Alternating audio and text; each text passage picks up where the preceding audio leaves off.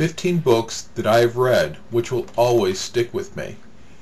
This game was introduced to me by Rational Jen. The rules she described as follows.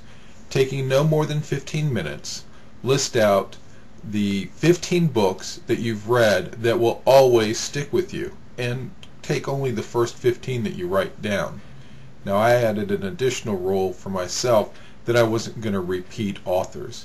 Now would be a good time to pause if you want to take a moment, or up to 15 minutes, and write down your 15 books that you've read that will always stick with you. So although I've taken the first 15 that I listed, one thing I've done is I've reorganized the list in ascending order so that, in my opinion, the books get better and better as the video will go along.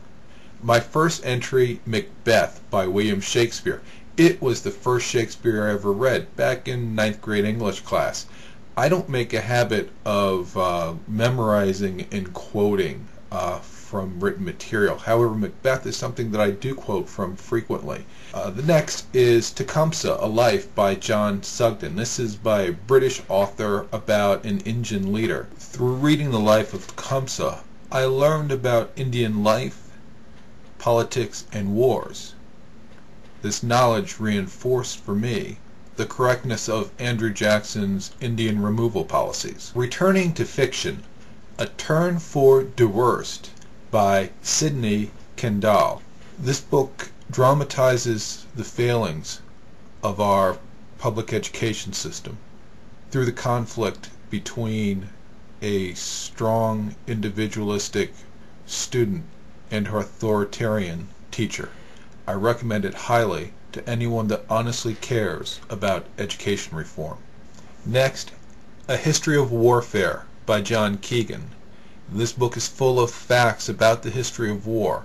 It is so good that it allowed me to come to a conclusion different than that presented by the author. My takeaway is that the ritualization of warfare makes a culture weak and susceptible to conquest by barbarians that refuse to follow the same rules. The Discourses by Machiavelli. Unlike in The Prince, through this exposition of Titus Livy, we get to see Machiavelli as his true self, as a small r Republican.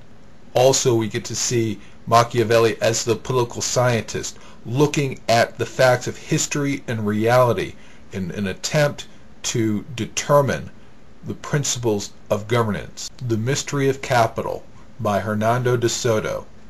The subtitle explains it all: why capitalism triumphs in the West and fails everywhere else.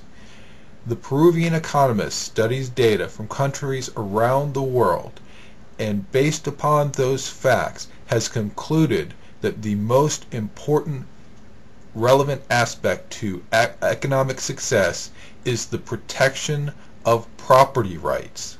Sparrowhawk, Book 1, Jack Frake by Edward Cline. The first of a 6-volume series of novels which dramatize the ideological foundation of the United States. This particular one is set in England and demonstrates the crippling effects of the economic controls the government had. This is without a doubt the best work of fiction that has been published in the 21st century. The Goal by Goldratt and Cox. This is a dramatization of Goldratt's theory of constraints. By reading this book, you not only learn the principles of the theories of constraints, but because it is fictionalized, you experience it. One area where this has helped me professionally is made me more effective at improving the performance of systems. John Adams and the Spirit of Liberty by C. Bradley Thompson. This book restores Adams to his proper place in history as the American Solon, the lawgiver, the true father of our constitutional system. In part, this book explains Adams' unique contribution to political science through his integration of Aristotle, Locke, and Montesquieu. First Things First by Covey, Merrill, and Merrill. beyond a time management book. This is a life management book, talking about defining and understanding the roles that one plays in their own life and setting goals and managing those goals to actualization to achieve the values that one is seeking. Good to Great by Jim Collins. Another great subtitle, Why Some Companies Make the Leap and Others Don't. Collins and his team examines and compares and contrasts companies that were great with those in the same industry that were merely good in order to identify the key differentiating characteristics of those great companies.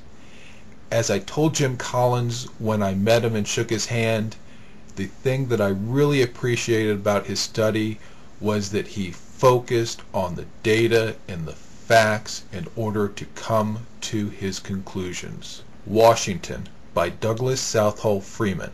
This is a one-volume adaptation of Freeman's 7-volume definitive biography of Washington. At over 700 pages, it provides a lot of detail about Washington's life, especially campaigns during the Revolutionary War. I appreciate that this book provides factual detail in order to support my own personal contention that Washington was our greatest president. Autobiography by Benjamin Franklin. One of the things that I really love about this book is that it's an exploration of the importance of the conscientious application of virtue to living one's life. The Federalist Papers by Hamilton, Madison, and Jay. There's really no need for me to tell you what this is. Everybody should be familiar with this work, even if they haven't read it. The things that I appreciate about this and the things that make this pleasurable reading for me personally is that the authors, our founding fathers, explain the relationship between the Constitution and the facts of reality. The Constitution is not a revealed truth. It is a consequence of volition, of choice, rooted in objective reality. Finally and foremost, For the New Intellectual by Ayn Rand. People talk about books that changed their life. Literally, this book changed my life.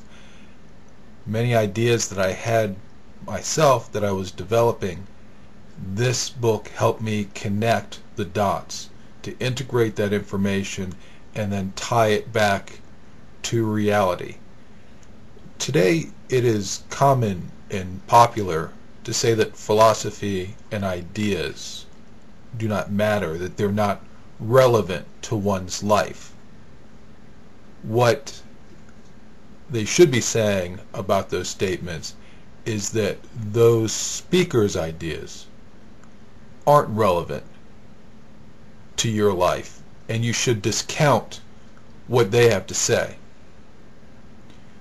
In contrast, this book explores why ideas are important, how they relate to your life, how they relate to reality, how philosophy is a tool for advancing your life to achieve your goals. And that's why it's on top of my list. So there you have it. 15 books that I have read which will always stick with me. Now I invite you to post a comment or a response video telling us your 15 books, or making your comment about one of the books that I cited.